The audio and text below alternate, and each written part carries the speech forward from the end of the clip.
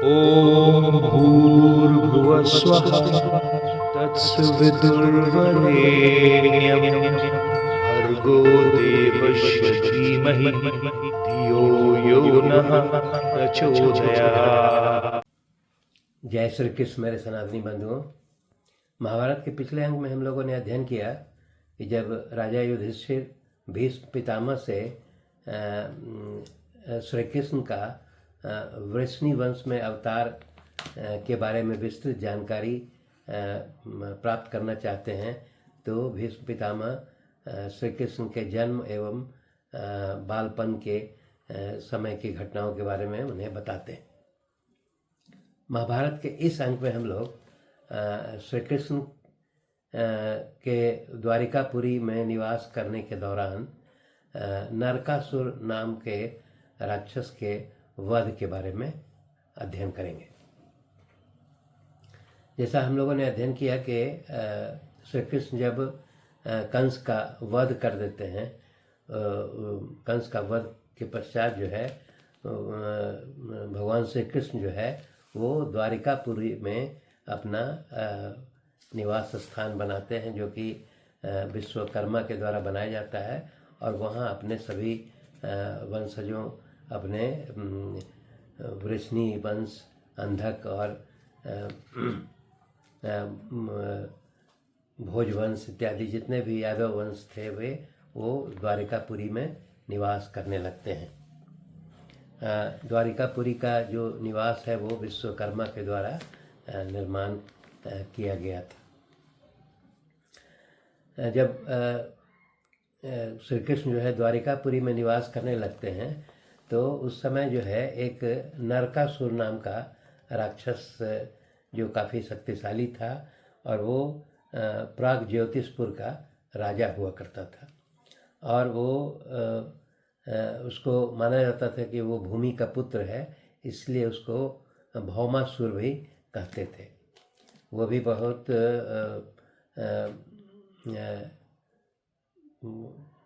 अहंकारी राजा था और सभी देवताओं से जो है उनकी संपत्ति को छीन करके और वो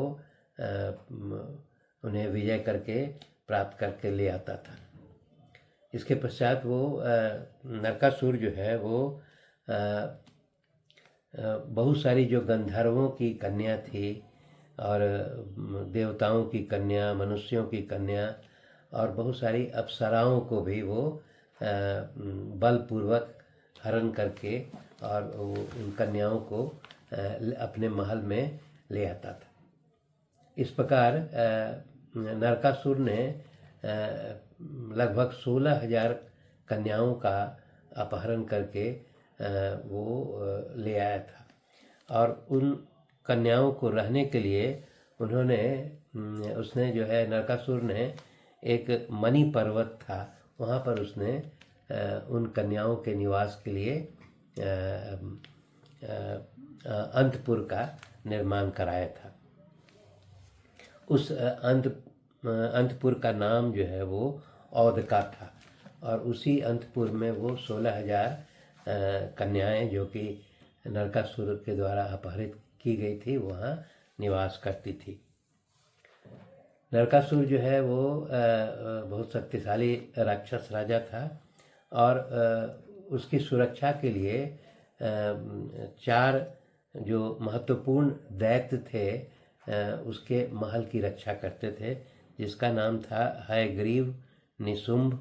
और पंचजन, और उसके बाद एक मूर नाम का असुर था। तो ये चारों मिल करके जो है नरकासुर का की राज्य की सुरक्षा किया करता था।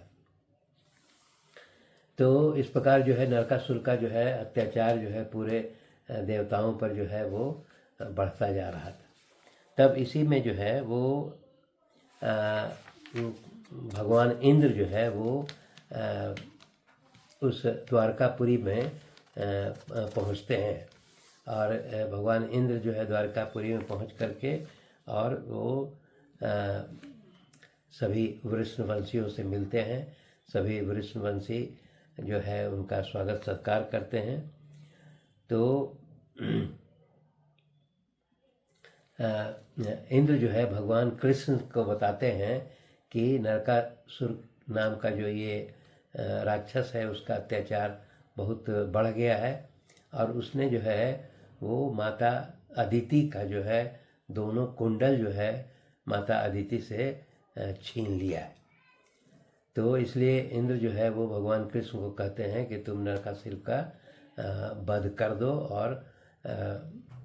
माता अदिति का कुंडल जो है उससे प्राप्त कर लो। तो इस अनुरोध के आलोक में जो है वो भगवान कृष्ण जो है वो अपना शंख चक्र गदा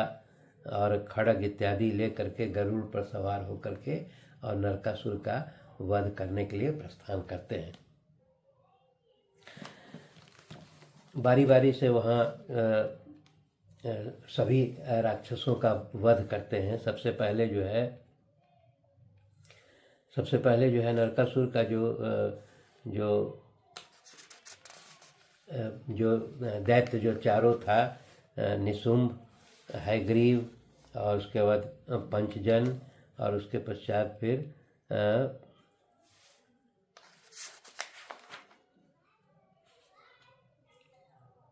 हयग्रीव, निशुंभ, पंचजन और असुर, मूर, ये चारों दैत्य का वध करते हैं। इस प्रकार जो है उन सभी का वध करने के पश्चात जो भगवान कृष्ण जो है नरकासुर के लगभग 8 लाख दानवों का संहार करते हैं और जब पूरी तरह दानवों का संहार करने के पश्चात फिर जो है वो पाताल लोक में जहाँ के नरकासुर निवास करता था वहाँ श्री कृष्ण पहुँच करके और वहाँ अपने चक्र से उसका मस्तक काट करके उसका वध कर देते हैं। जब भगवान कृष्ण जो है वो नरकासुर का वध कर देते हैं तो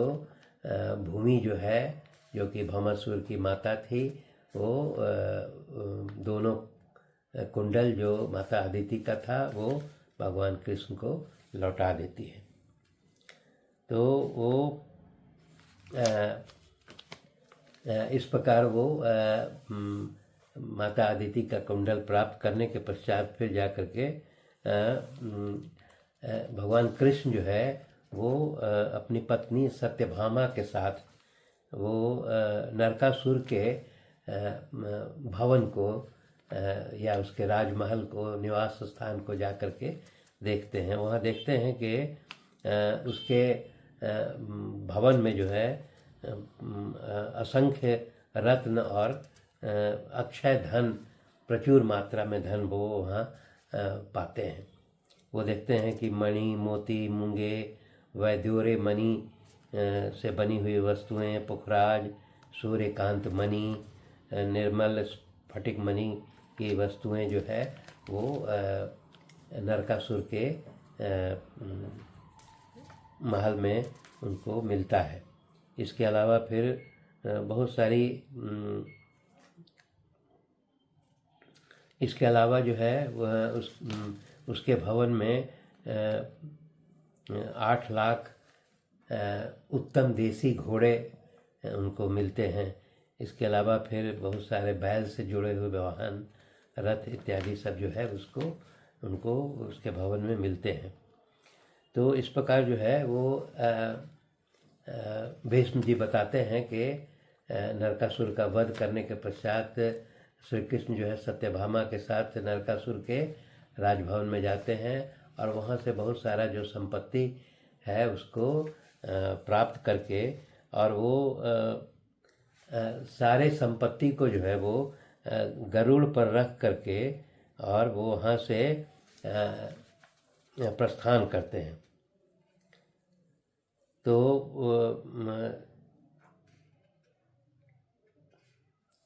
सबसे पहले जो है वहाँ से प्रस्थान करके वो मणि पर्वत पर पहुँचते हैं जहाँ पर वो नरकासुर ने अपना अंतपुर बनाया हुआ था, जहाँ 16,000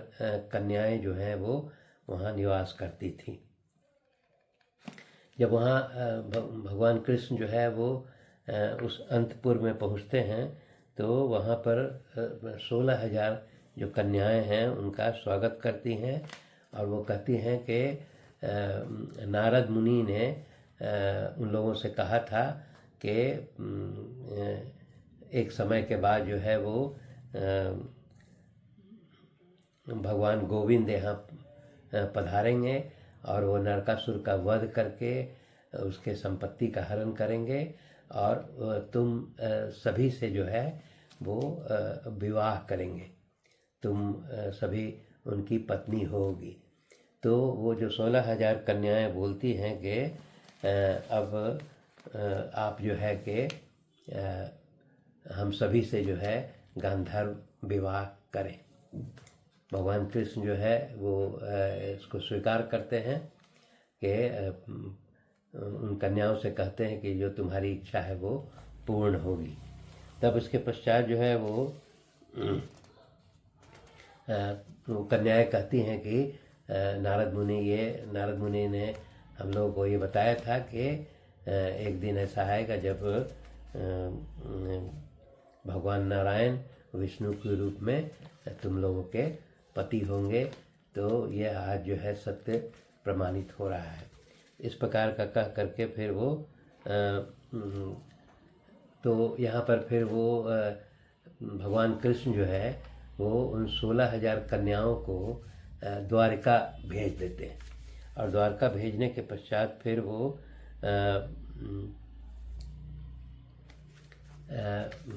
स्वयं जो है उस पर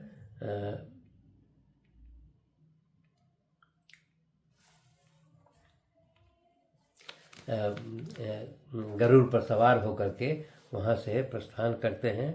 और फिर वहाँ चल करके देवलोक में पहुँचते हैं और देवलोक में वहाँ पहुँच करके सर्वप्रथम जो है वो देव माता अदिति का चरण स्पर्श करते हैं और भगवान कृष्ण जो है वो अदिति को दोनों जो दिव्य कुंडल जो थे बहुमूल्य दिव्य कुंडल जिसको उन्होंने नरकासुर से प्राप्त किया था वो माता अदिति को सौंपते हैं। माता अदिति बहुत प्रसन्न होती है और उन्हें आशीर्वाद देती है और उसके पश्चात जो है वो यहाँ पर दिया गया है कि सत्यभामा जो है अभी जो है कृष्ण के साथ है। तो जब सत्यभामा माता अदिति का चरण स्पर्श करती है तो वो सत्यभामा को जो है वो